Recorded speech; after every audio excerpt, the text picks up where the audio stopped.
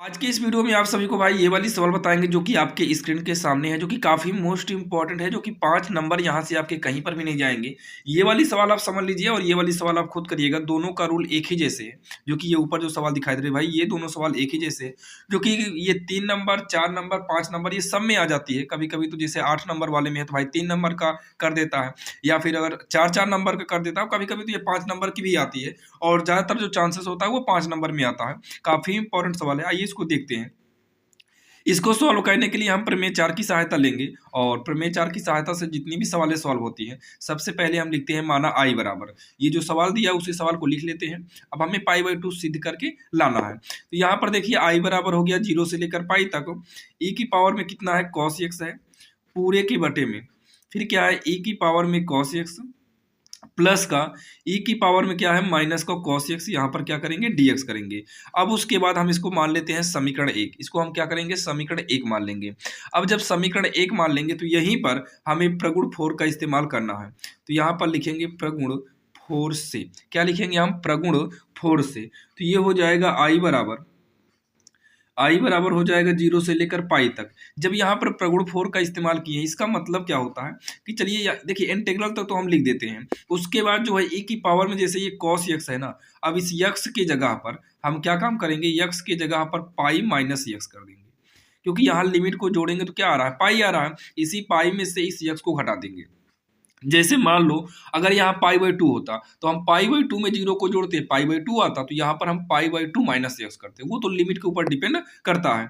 अब यहाँ देखिए पूरे के बटे में जो है ई की पावर कॉस यक्स, यक्स की जगह पर भी क्या हो जाएगा, पाई माइनस एक्स होगा, प्लस में ई की पावर माइनस कॉस, फिर से यक्स की जगह पर क्या होगा, पाई माइनस का यक्स हो जाएगा, और यहाँ पर हम डीएक्स कर देंगे। अब इसको जब हम आगे सॉल्व करेंगे तो आई बराबर होगा इंटीग्रल 0 से लेकर पाई तक।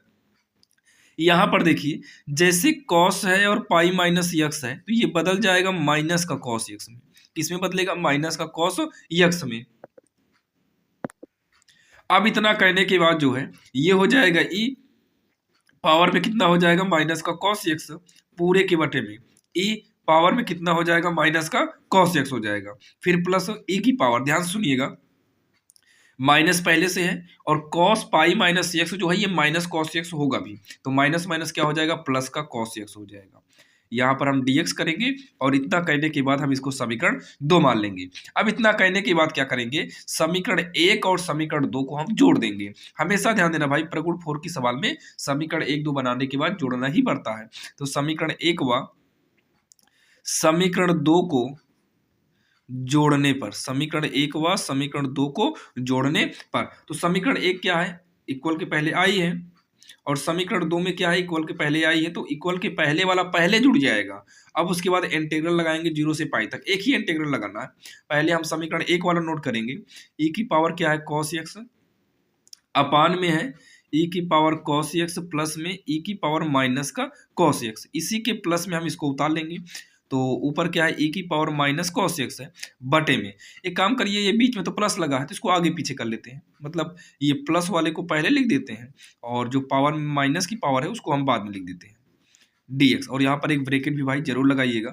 इतना करने के बाद अब यहाँ पर देखिए दोनों का हर सेम है, जब हर सेम हो तो उसी में से एक लघुत्तम ले लेते हैं। तो ये 2i बराबर हो जाएगा इंटीग्रल 0 से लेकर पाई तक।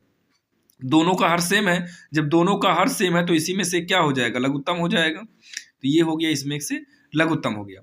जब दोनों का हर सेम था और वही लघुत्तम हुआ तो अंश आराम से भाई वैसे ही जुड़ जाते हैं। तो ई की पावर कॉस एक्स प्लस में ई की पावर क्या है, माइनस का कॉस एक्स है, यहाँ पर हम डीएक्स कर देंगे। इतना आपके समझ में आया होगा। अब देखिए ये पूरा मैच कर रहा तो ये एक बार में कट जाएगा, तो ये हो जाएगा 2i बराबर 0 से लेकर पाई तक। ये कटने के बाद कितना आएगा, एक ही आएगा। यहाँ पर dx करेंगे तो ये 2i हो जाएगा। अगर हम एक का समाकलन करें तो एक का समाकलन x होता है, लिमिट क्या है 0 से लेकर पाई तक है, तो ये हो जाएगा 2i बराबर, पहले उच्च लिमिट यूज करेंगे पाई माइनस फिर निम्न लिमिट यूज करेंगे 0 हो जाएगा। तो ये हमारा हो जाएगा 2i बराबर का, पाई में 0 को घटाएंगे तो क्या आएगा, पाई आएगा। तो आई बराबर हो जाएगा पाई, 2 का पक्षांतर करेंगे तो कहाँ पर आ जाएगा, बटे में आ जाएगा। और हमसे यही सिद्ध करना था, लास्ट में हम लिख देंगे इति सिद्ध। लास्ट में हम क्या लिखेंगे, इति सिद्धम। यही इसका आंसर हो जाएगा, जो कि काफ़ी आसान था और आपके समझ में भी आया होगा। और ऐसे ही इंपॉर्टेंट क्वेश्चन के लिए भाई एक प्लेलिस्ट बनाए हुए हैं, जिसका लिंक आपको डिस्क्रिप्शन में दे दिया गया है। वहाँ पर जाकर आप लाइन बाय लाइन सभी मोस्ट इंपॉर्टेंट क्वेश्चन को देख सकते हैं, जो कि भाई सारी सवालें आपके थंबनेल पर यानी कि सबसे आगे शो करती रहती हैं।